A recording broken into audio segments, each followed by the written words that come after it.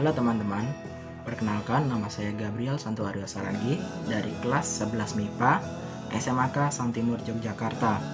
Nah, di sini saya akan menjelaskan tentang struktur dari sel. Yang pertama itu adalah retikulum endoplasma. Retikulum endoplasma ini biasanya disebut RE.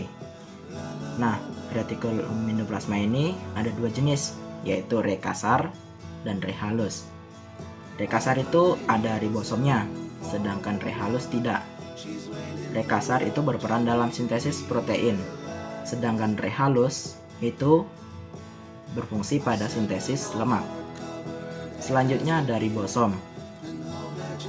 Ribosom berperan dalam proses sintesis protein, serta merupakan tempat berlangsungnya sintesis protein dalam sebuah sel. Nah, selanjutnya adalah sentriol. Sentriol ini hanya ada di hewan dan manusia. Sentriol berfungsi untuk melakukan pembelahan sel pada sel hewan dan manusia. Selanjutnya ada mitokondria. Fungsinya adalah sebagai tempat respirasi sel dan pembentukan energi. Selanjutnya adalah badan Golgi. Badan Golgi ini adalah bagian sel yang memiliki fungsi sebagai tempat dilakukannya modifikasi protein. Badan Golgi juga berfungsi untuk membentuk lisosom dan dinding sel. Selanjutnya ada lisosom. Lisosom ini berfungsi dalam proses pencernaan intraseluler. Lisosom juga melakukan autolisis dan autofag.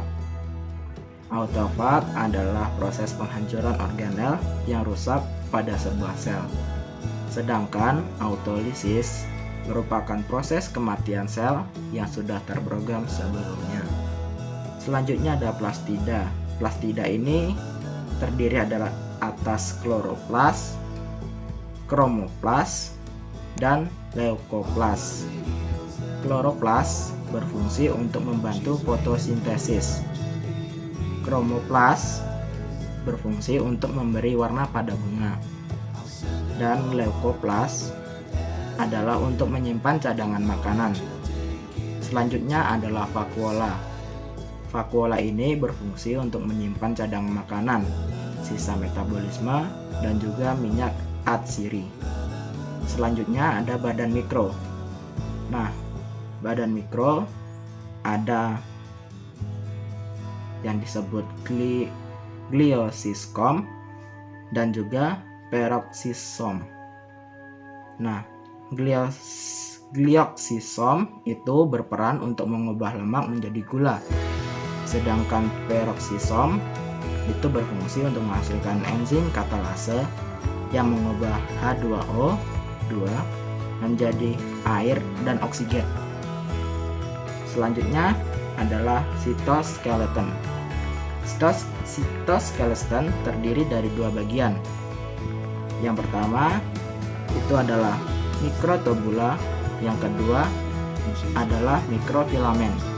Mikrotubula ini berfungsi untuk menggerakkan organel, pembentukan silia, flagel, dan untuk mempertahankan bentuk sel. Sedangkan mikrofilamen berperan dalam kontraksi otot dan juga mempertahankan bentuk sel. Sekian dari saya ucapkan terima kasih atas perhatiannya, dan sampai jumpa lagi di lain kesempatan.